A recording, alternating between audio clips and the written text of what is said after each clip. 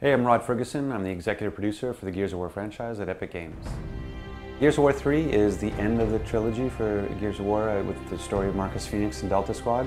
The world is self-destructing.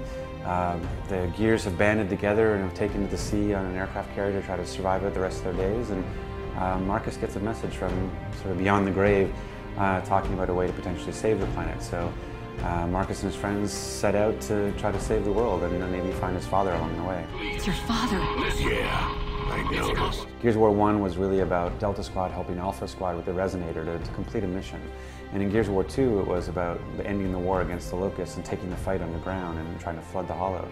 And then Gears of War 3 is taking the scope even bigger to now a planetary scale. But now the story is even more personal because of that, the fact that it's about just a band of friends, going out, and that's why we have the brothers to the end as our tagline, is that idea of just friendship and trust is what's holding them together. If you haven't played before, it's a great time to get in because the gameplay is really well suited for new players and sort of quickening their learning curve.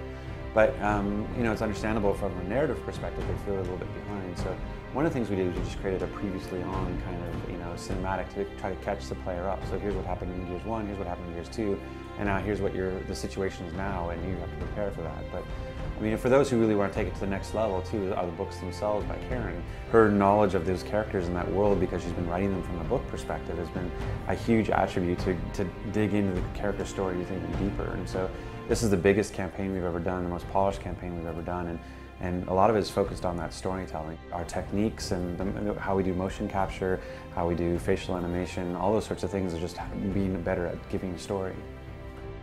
Four-player co-op was a huge addition for us that changes the gameplay quite a bit because now we have 4 people looking for cover, 4 people who are looking for different opportunities to flank the enemies, and so you have to give them these combat bowls, these bigger space, these sandboxes to go and have more of that emerging gameplay in. We wanted to go back to that feeling of that kind of, you choose the path, you choose how to fight these guys. And then it's like, with the Lambent, we had a whole new army that we created because of the co-op. So you have this infected rabies locust, and then you give them the ability to mutate and grow arms and a head that breathes flame and spews out polyps and stuff. And so it was really trying to up the ante with those creatures and sort of push it over the top. We're about monsters. It's nice to not be just human on human. That's why one of the reasons we created Beast Mode is that you get to be the monster and attack the humans. And it is a true 3-way battle between the Locust and the Lambent and the humans. There is no the Locust and the humans rally together to fight the Lambent, or the Lambent and the Locust rally to fight the humans. It really is that they're so against each other and they're so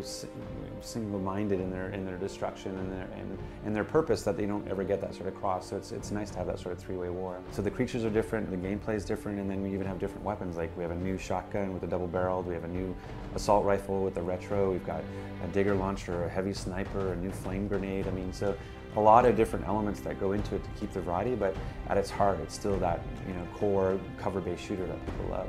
Any idea where we are now? In the shit, up to here. So we have Jace from the comic books, we have Sam from the novels, we have Bernie Mataki from the novels, so we're able to reach out and look for other characters that we can bring in.